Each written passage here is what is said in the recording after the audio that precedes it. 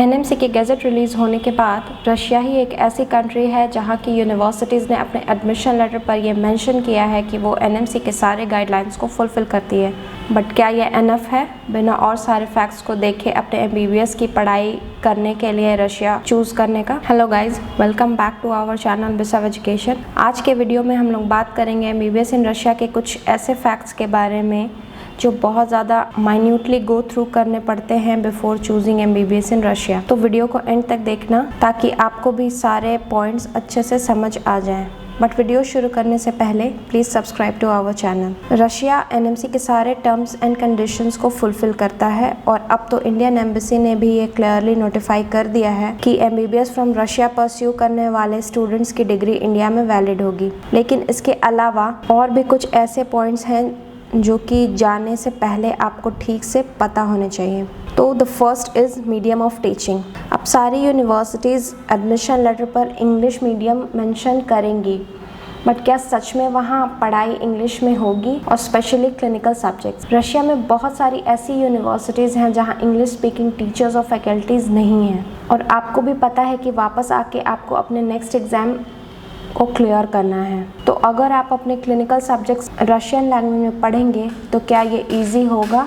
Now the second factor to look is the FMG results of the particular university you are selecting और going to. Russia में तो 55 से ज़्यादा universities हैं, WHO listed भी हैं, पुरानी हैं और गवर्नमेंट यूनिवर्सिटीज़ भी हैं। तो किसी को भी सिलेक्ट कर सकते हैं? नो, किसी को भी सिलेक्ट नहीं कर सकते हैं। आप इंडिया इसीलिए छोड़ के जा रहे हैं because you didn't get a seat in your dream college.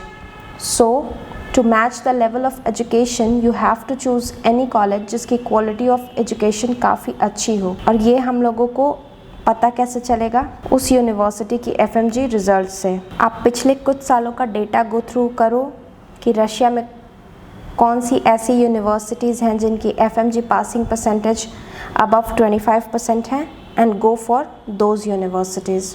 New NMC rules 2021 आने के बाद अब जो भी बच्चे एमबीबीएस अब्रॉड के लिए जाएंगे as well as the Indian students will have to pass the next exam। तो क्या आपने उस यूनिवर्सिटी के बारे में सब सही से रिसर्च किया है कि क्या वो यूनिवर्सिटी बाइलिंगुअल तो नहीं है, इंडियन स्टूडेंट्स हैं कि नहीं, experience faculties, good infrastructures, students review etcetera? क्योंकि next exam is not going to be easy और किसी भी यूनिवर्सिटी में चले जाने से नहीं होगा। अब हम लोग बात कर लेते हैं क्लिनिकल एक्सपोजर की, because studying medicine is all about having good hands on experience, and also it is mention in NMC gadget that 12 months of compulsory internship is mandatory from the same institution. तो institution आपको clinical practice तभी offer करेगी जब उसके पास affiliated hospital और clinical departments होगी। The patient's flow must be good and well-equipped infrastructure must be there so that आप अपनी पूरी स्टडी सही से कर पाएँ। And last but not the least, choosing your consultants। ये बहुत इम्पॉर्टेंट है कि आप किसके थ्रू जा रहे हैं। क्या आप एजेंट्स पर कम्प्लीटली ट्रस्ट कर रहे हैं? क्या उस यूनिवर्सिटी की सारी डिटेल्स उसने आपके साथ शेयर की हैं?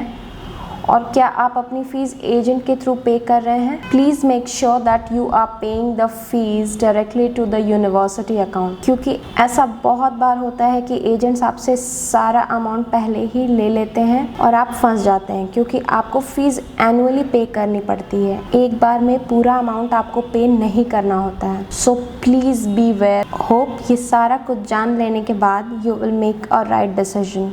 I hope you found this video useful, so don't forget to like, share and subscribe।